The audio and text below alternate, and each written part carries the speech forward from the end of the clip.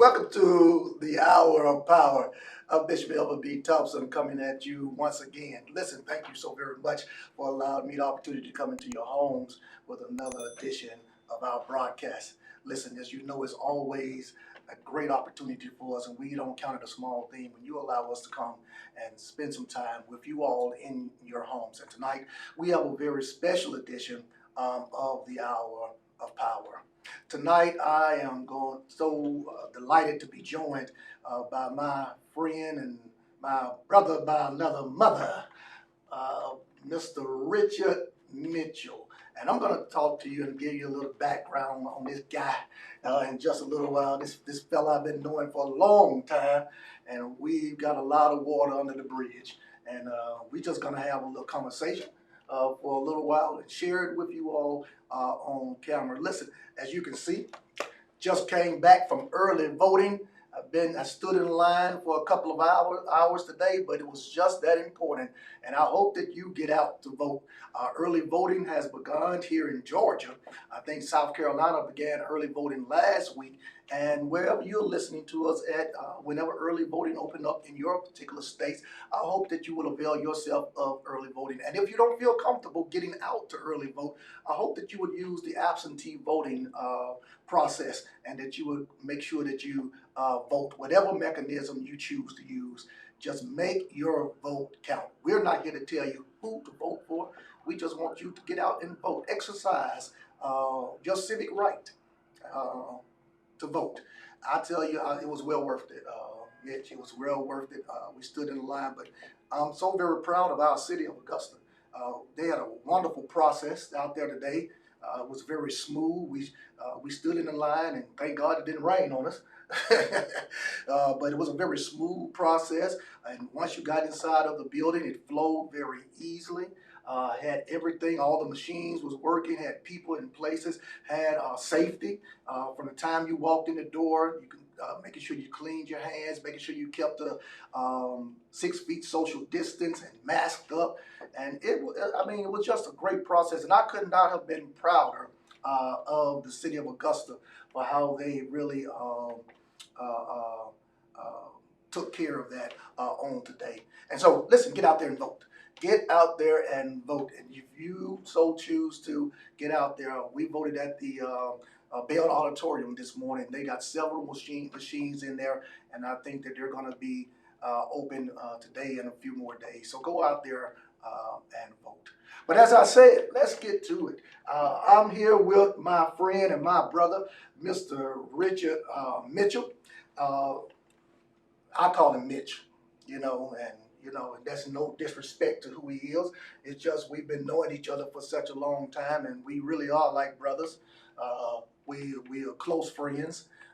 His family and my family been friends for a long time since we graduated from DAOMI, the Defense Equal Opportunity Management Institute, there on Patrick Air Force Base in Cocoa Beach, Florida. Man, bring back some memories, don't it? Oh, it sure does. 18 years ago. That's hard to believe it. Man, what you say? 18 years ago, man, and we did some traveling up and down that road. Back and forth, man. Me and Mitch, we spent time traveling back and forth up the road, coming back home to visit, and I really appreciate it because I was pastoring here and coming back home, visit our families, spend some time in church, and then get back on the road Sunday and try to get back in time to study and get back in school on Monday. And I could not have done that without the help of this guy right here. But now I'm telling you right now, Mr. Mitchell, Richard is he is currently the Military Equal Opportunity Program Manager there for the Cyber Center of Excellence in Fort Gordon. I mean, with huge responsibility. That's a huge responsibility all by itself.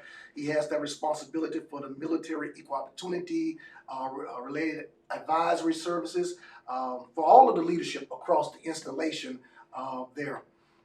It's just amazing to me the responsibility you and your team have, and the amazing way you all do your jobs up there.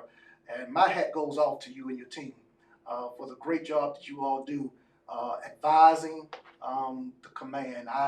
spent quite a bit of time in that position advising commanders, and I understand the responsibility and the great responsibility and the sensitive nature of the business that you all are in. And I tell you, they could not have a better person serving as the program manager up there. When our one of our mentors, Miss Mary Jones, who was originally up there, when she departed and Mitch was hired to take on that position, it was just a no-brainer to me. It was what should have been done. It was the right move for the installation, to move from Miss Jones and then to select Mitch to be that program manager. So man, hats off to you. Great job to you and your team for what you all are doing up there on the installation. Let me show you something, man. Let's show you something. This right here will bring back some memories to you right here. Look at this right here. What you think about that picture right there? I think there's some handsome individuals in that picture. Well, I just told the church yesterday, all the men I see ugly. Look, man, look up there, man. Look at us. We that's 18 years ago. There you see me up at the top row of our graduating class there at Deomi. Mitch there is on the second row there, class 02-1. Man, what a class that was. We had some great instructors, didn't we? Oh, absolutely. Man, I'm telling you, we had some absolutely great instructors there with us, Mitch. And I tell you, being at Naomi for me was eye-opening. It was like actually world-changing, life-changing to me. Because coming from Montevallo, Alabama, and that little small town of Montevallo, Alabama, and then coming to Naomi and being put in the through the process of learning, first of all, to identify my own biases and come to grips with my own individual issues and biases and prejudice. That by itself is an issue, but was an issue right there, you know, and which was a very hard thing to overcome. And I find that many people have a hard time, first of all, recognizing their own individual biases and prejudice and dealing with that. It's very easy in my mindset to identify the biases and prejudices of other people than it is to come to grips with your own. What you think about that, Mitch? Well, I just want to first say that, it's certainly an honor to be here and have this discussion with you today. More as in the role of your friend and, the valuable time that we spent together, as you mentioned, traveling up and down the interstate, gave us an opportunity to really connect on a deeper level than I think a lot of people have the opportunity to do. Mm-hmm. And as far as, what Naomi taught me, the most valuable gift, and I call it a gift that I received from there, is self-awareness. Mm. Until you can be honest with yourself and recognize some of those things that are contributing to your behaviors, then you'll never truly appreciate your impact on others. Man, well said, Mitch. Do you remember the conversation that we had in class one day when we really had a conversation in reference to your background and tell them a little bit where you come from, if you don't mind. Well, I grew up in southwestern Virginia, a small town called Tazewell. And it was a segregated community, not a lot of diversity. I didn't really start to have an engagement with diversity until I got to high school. And, it's an area that is still steeped in a lot of old traditions and a lot of old thought processes. And, it's one of the things that, I'm thankful for, that the Army provided me the opportunity to move beyond that, that circumstance at the time as a young man. And one of the things I can say about the Army is, as a values-based organization, the Army strives for inclusion and diversity and many of the programs and the concepts that are in place support that. Yeah. And so, the Army has been, coming up on 36 years now that I've been involved both as a soldier and now in my civilian life, being associated with the Army. And the Army has been a very powerful mentor to me. Absolutely. So.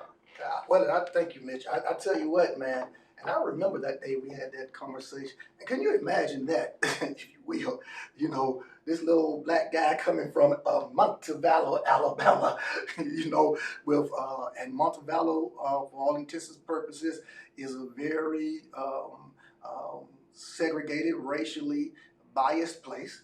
And then you're coming from in West Virginia, where you're coming from, and you coming, and then the two of us becoming best of friends, brothers, and that can only take place by having the opportunity to connect.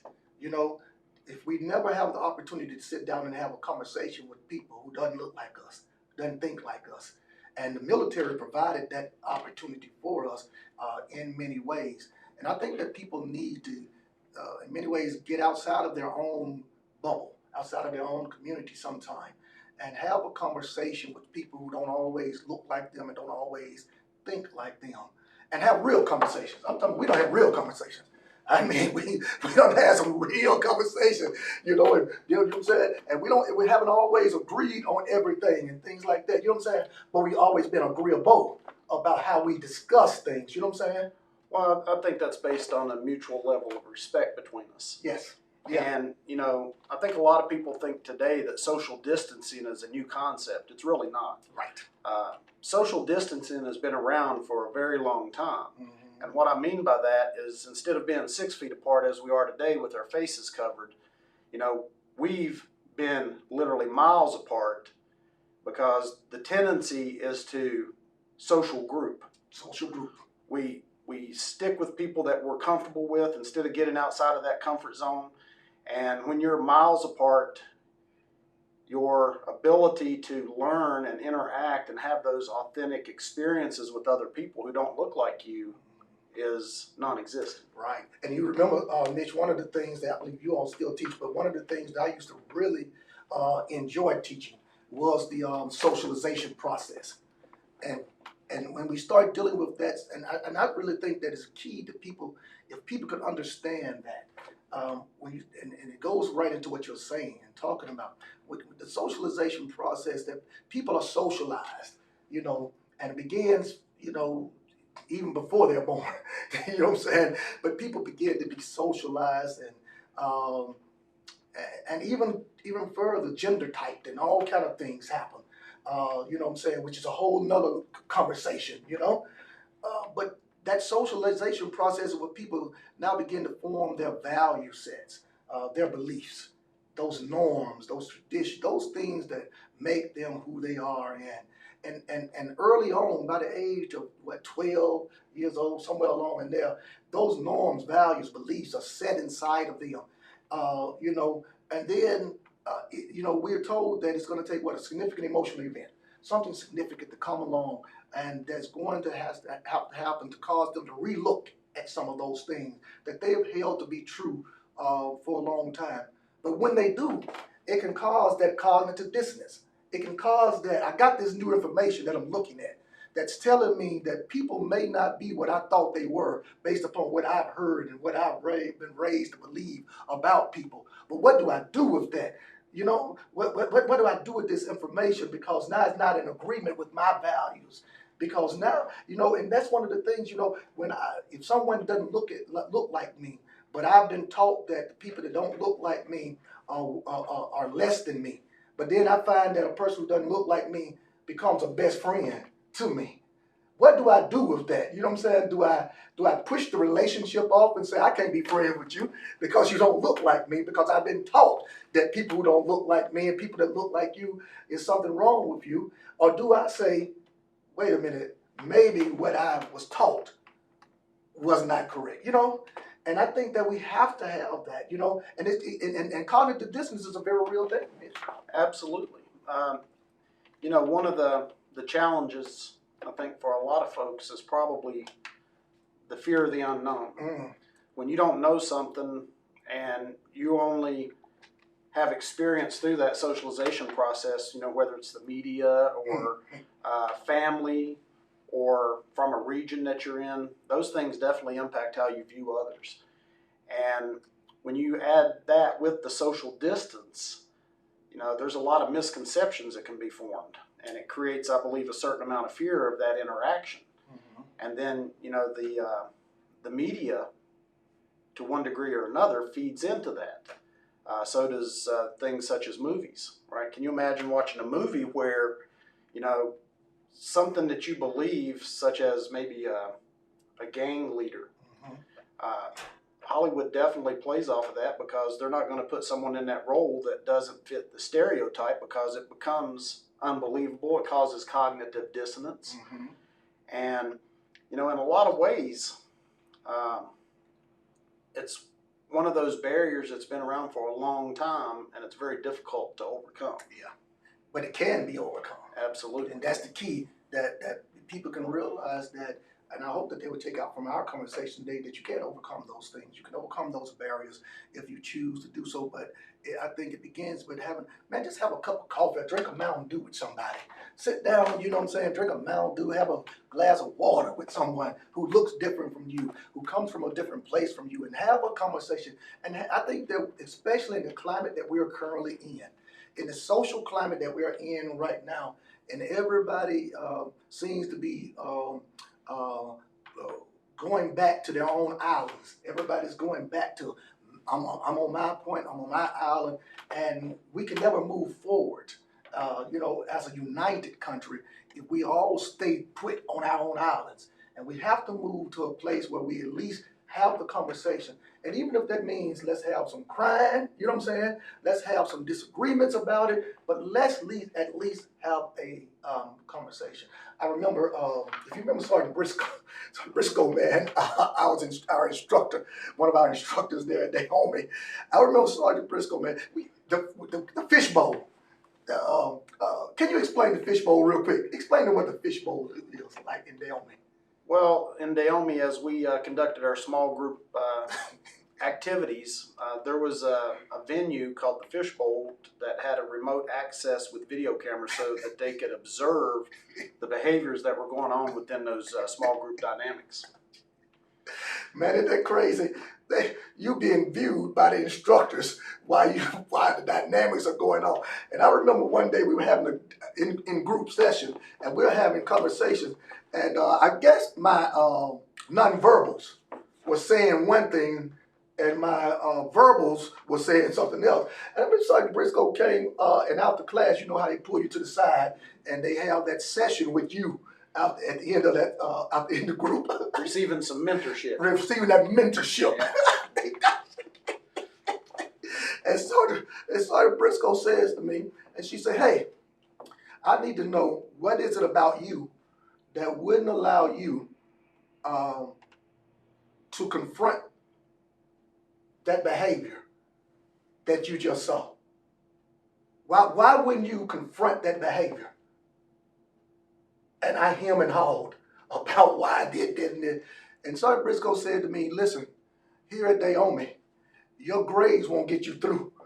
Just because you got a good grade point average with your written paperwork and stuff, you won't graduate like that. If you don't come to grips with being able to confront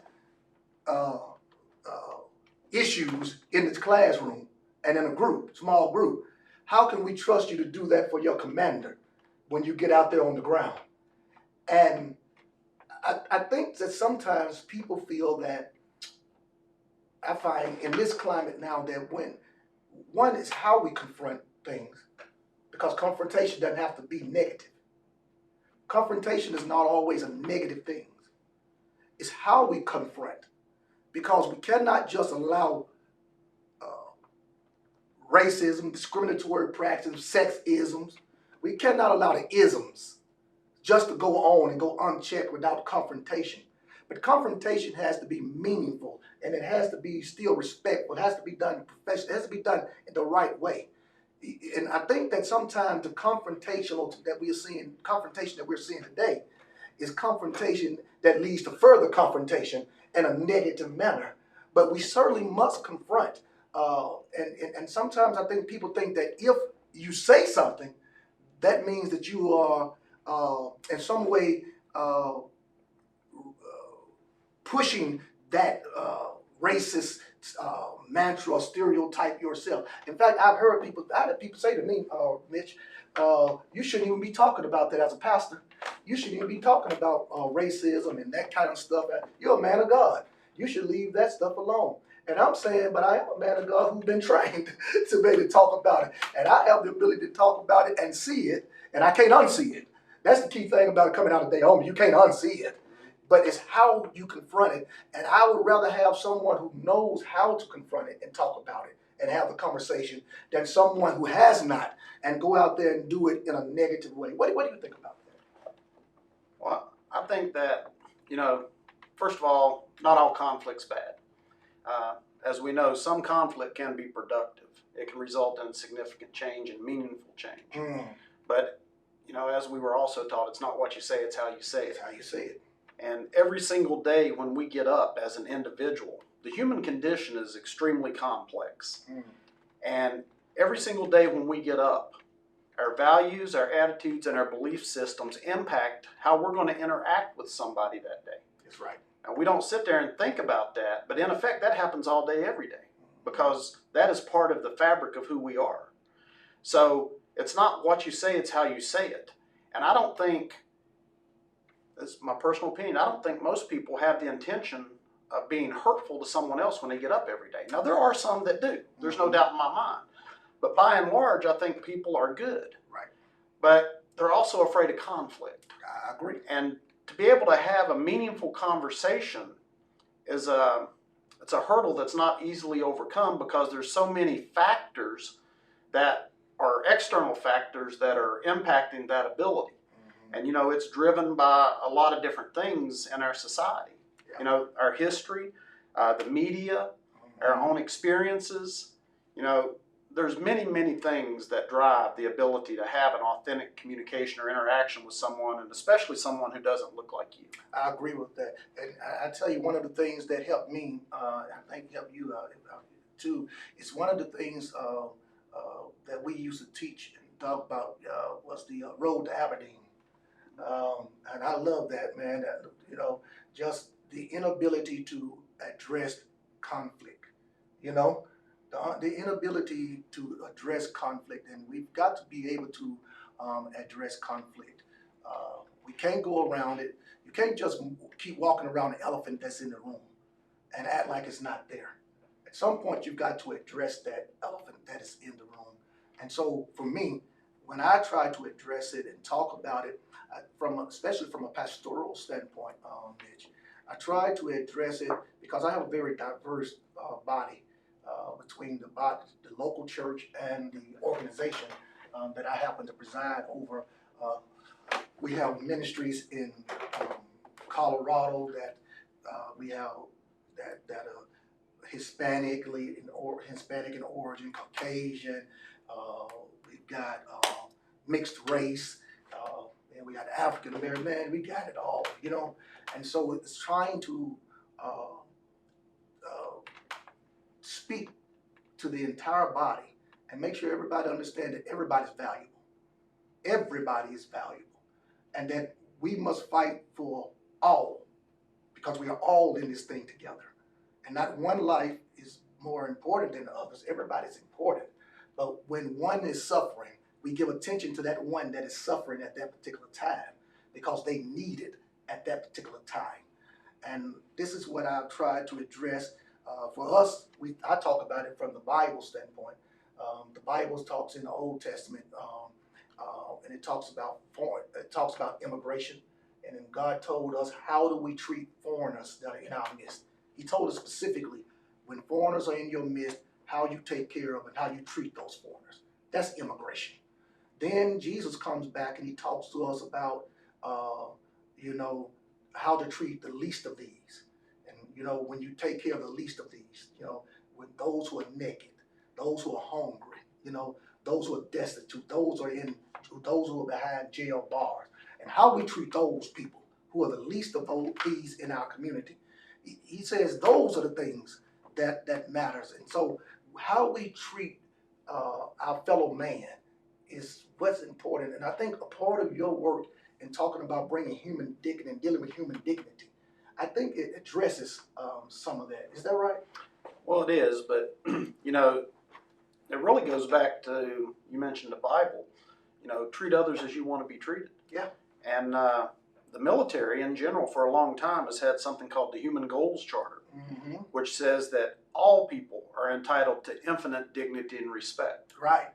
And what I've discovered over the years in having conversations with many different groups who don't look like me, or individuals from those groups that don't look like me, is the fact that we're more similar than we are different. Once you have that conversation, you'll come to that realization that family is important to nearly everyone. You know, faith is important. So we have a lot of common traits and belief systems and characteristics that are important to us across the entire spectrum of race, religion, gender, color, national origin, all those things that sometimes are touch points for divisiveness. That's correct.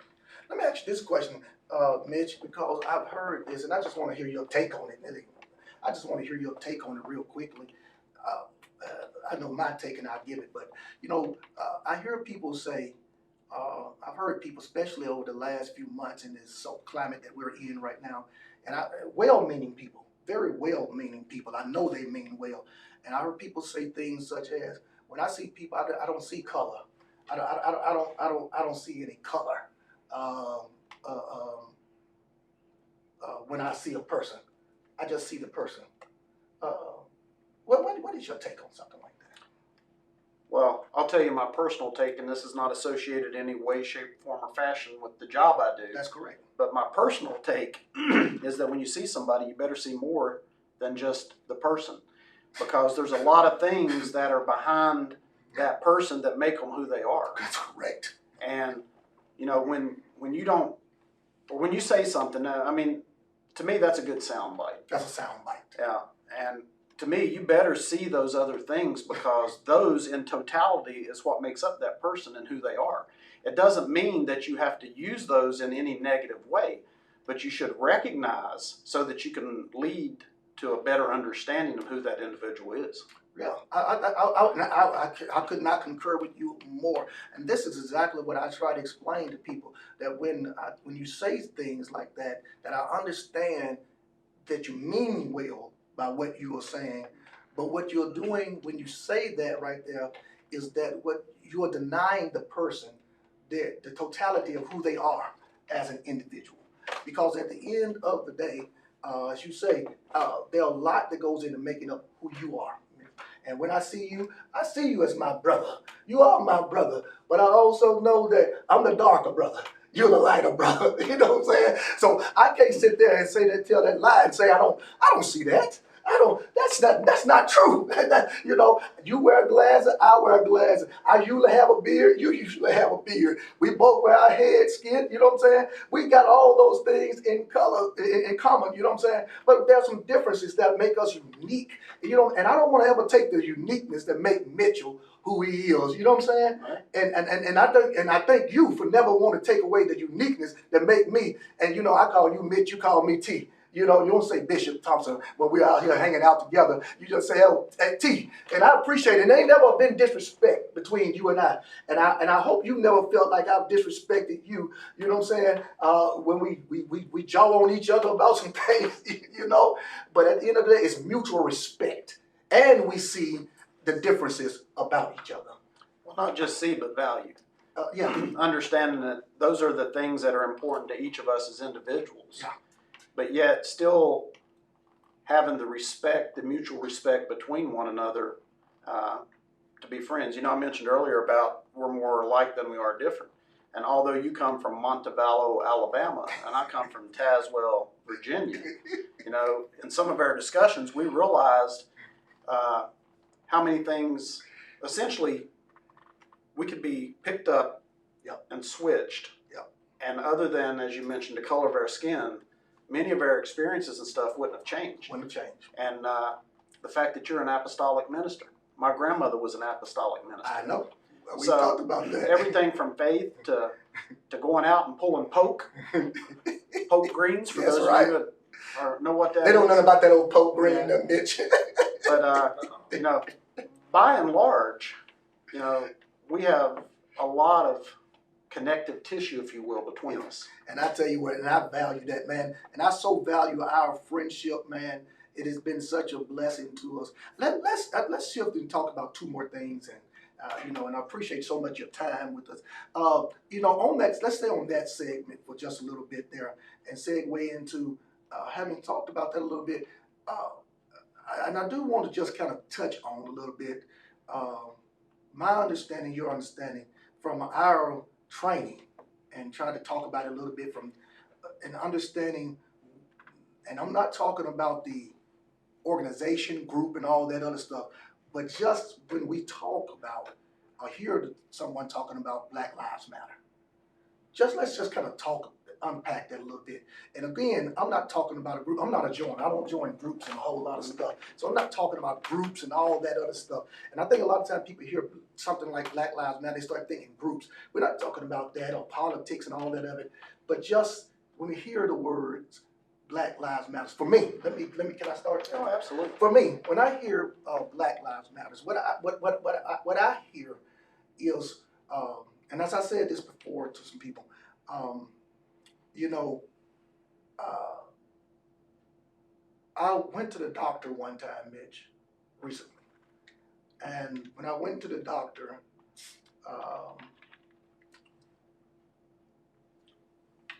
as you already know, I deal with a lot of migraines, and the doctor was examining me about migraines, and you know, in my smart mouth way, I sometimes say some smart mouth stuff, and I'm saying things like, "Man, my whole body I feel like my whole body falling," and the doctor makes sure to let me know that, you know what I'm saying, it ain't about your whole body right now. I'm talking about your head. It's not that the rest of your body don't matter, but right now what we're trying to do is examine your head and deal with your migraines. Right now, the issue that is causing the most pain to you is migraines. And so that's what we're going to focus on today. And we'll come back and focus on the other areas of your body that hurting later on. And when I hear Black Lives Matters, what I hear is just that right now, that particular population is suffering and crying out. And right now, we got to give it some attention and deal with what's causing the pain in that population. And it doesn't mean to me that the other nationality, ethnic groups are any less valuable, and that other lives does not matter or matters any less, but that at this particular moment in time, that there's a pain that is caused, there's something that's causing pain in this particular group that we need to examine and deal with, like the doctor did to me. What's your take on this? Oh boy, that's a loaded question. Mm-hmm. For me, I think I would exercise a word of caution, and that's based around, you know, we're in the instant gratification society today, and a lot of people, I believe, are subject to being directed or having their viewpoint shaped by things such as the media. You know, fast food, right? We want everything fast. If you're getting on your phone or your device, if it doesn't load up, we get frustrated. Well, it's the same thing occurring in our education. All right, you can look at the media and you can pick any outlet, it doesn't matter. But if you actually listen to what the outlets say, they're kind of shaping the perspective of Black Lives Matter. And what I would encourage people to do is to slow down just a little bit, forego that instant gratification of those sound bites and the perspective that others are telling you based off of a group, and take a minute and go and actually pull the mission statement from Black Lives Matter and read that mission statement and see if it changes the perspective that you have on what that group in particular mission is at large. I think you may be surprised. Well, I think that you're correct when you start looking at that group, and I did, and I tell you right now, when you start looking, that's why I wanted to make sure we're clear that we are not here to support the groups. Because when you start looking at the group, there's certain things about the group itself that cannot be supported, especially by a Christian. As in my mindset, that's my particular mindset, you know. You cannot support that. But I think that we're all in agreement that we must support the lives and the well-beings of all our human brothers and of our brothers and sisters. And I think that we've got to make sure that if one of our brothers and sisters hurting, that we make sure that we rally around them and we do everything we can. But be informed, I think it's what you're saying. Make sure you're informed and that you don't allow the media to shake. I've been trying to teach people this for years. Pull the information. I tell the same thing when it comes to laws. When you start hearing the politicians, sound bites for politicians and things, stay away from that. Go pull the actual documents. Read the actual language that is there. Healthcare laws, whatever it is, pull the document, read the document. That way you are informed about what it is that you are talking about and you're not listening because, right, listen, man, you know, and I don't want to get you in trouble, but the way you tell a politician is lying is their mouth moving. I'm just telling you, man, politicians are out to get votes and they're going to say what it takes to get a vote. And you got to make sure that you do your own homework and find out what's really going on. Let's get off that. I don't want to stay on that. But I just wanted to hear your opinion on that a little bit there, Mitch. Let's talk a little bit real quick. I used to, as you know, I used to do a little, well, not a little, I used to do a lot of tracking of gangs. For those who don't know, I used to track gangs. And in the wider definition, we used to call it security threat groups, which is an expansive term because it's more than just the typical neighborhood gang that is out there. Have you seen anything out there? Has there been any hype that you see cause concern, even in our local area with security threat groups, gangs, or any activity like that? What are you seeing out there? Well, you know, once upon a time we used to be more heavily involved in teaching the aspects surrounding security threat groups. We're no longer in that business. But I did have the opportunity about a week ago to hear an update from our local military CID, and the Fort Gordon proper area has very little activity.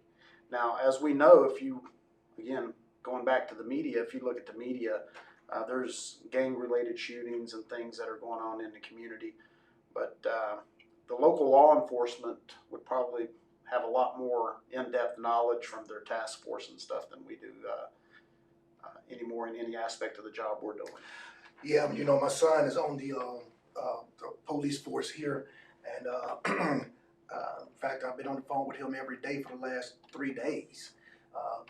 The gunplay here in Augusta has just gotten out of hand.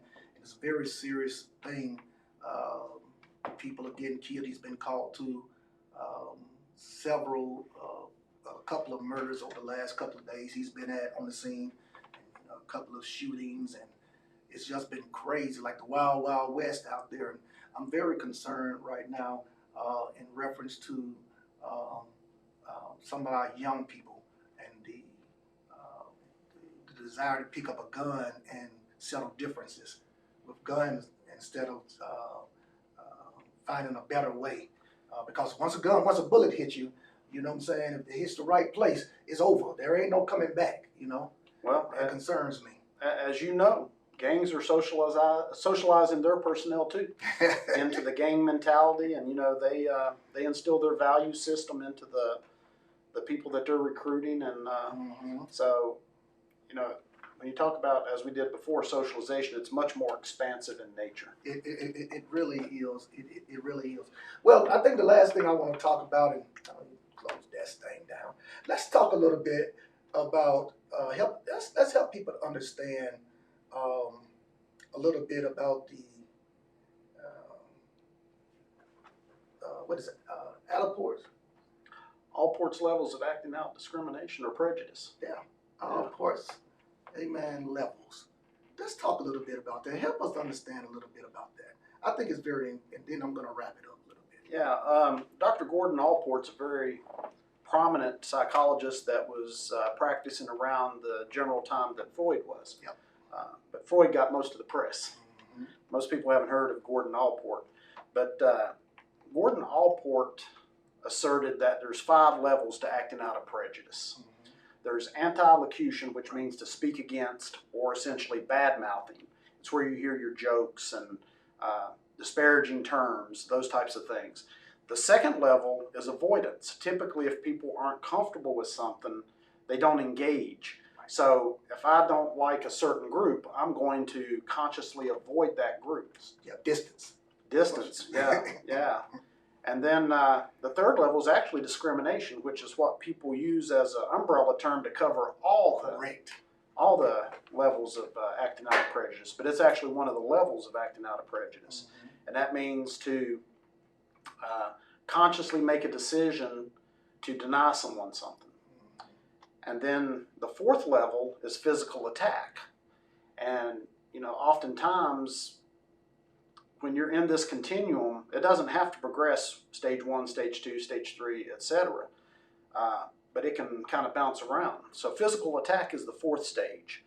And then the final stage is called extermination. And that's where to physically kill someone, or you can exterminate someone by getting rid of them from the group that you're engaged in. That's correct.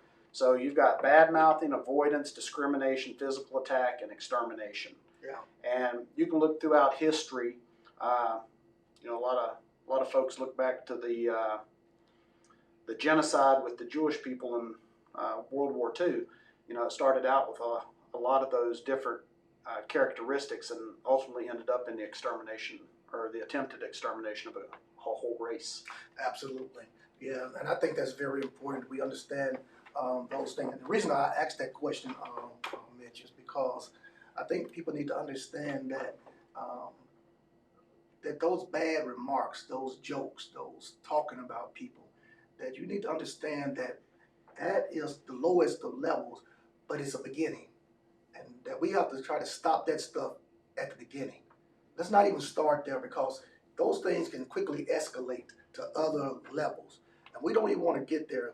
We don't want to say negative things and talk about people and make these jokes and off jokes and all these other things, because anti-elocution is that lowest of levels, but you can quickly get up to that level of discrimination, and from that level of discrimination to that physical violence, and then ultimately to the extermination.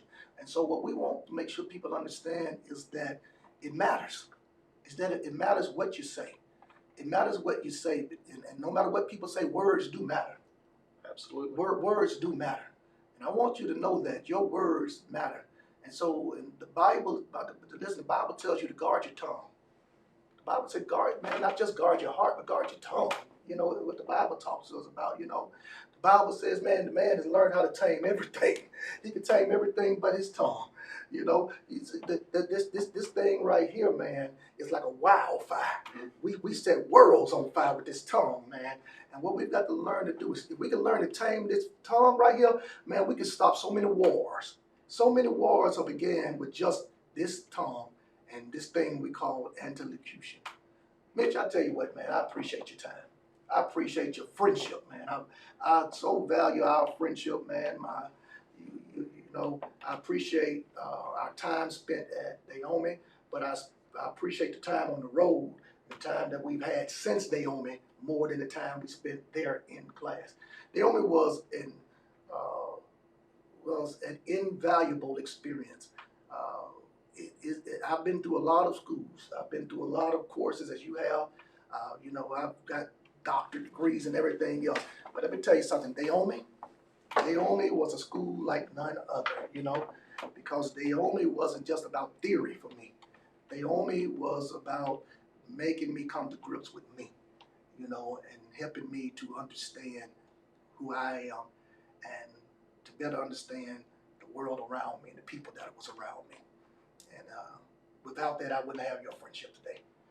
Well, I truly appreciate that, and you can probably give me the chapter and verse on this, but the Bible, I think, also says, surround yourself with wise men so that you shall too become wise. That's right. And I've surrounded myself with at least one wise man. Well, and I do appreciate that. Well, thank you so much. Listen, I'm telling you right now, I hope you have enjoyed yourself spending time with me and Mr. Richard Mitchell. He is, I tell you, an extraordinary practitioner of human dignity and equal opportunity. And we are very fortunate to have a man of his caliber serving our nation. Thank you so very much. Remember that if you would like to come alongside of us as one of our paracletus and so into the ministry, you should see on the screen ways that you can do so. Thank you so much for your time. I hope that you have enjoyed tonight, that something has been said that have educated you, informed you, have been a blessing to you. I hope that you all will continue to come back to the hour of power as we continue to bring meaningful, amen, content to you all. Remember, here at Riverside Apostolic Church, we continue to say, we're walking in the same spirit, we're walking in the same steps.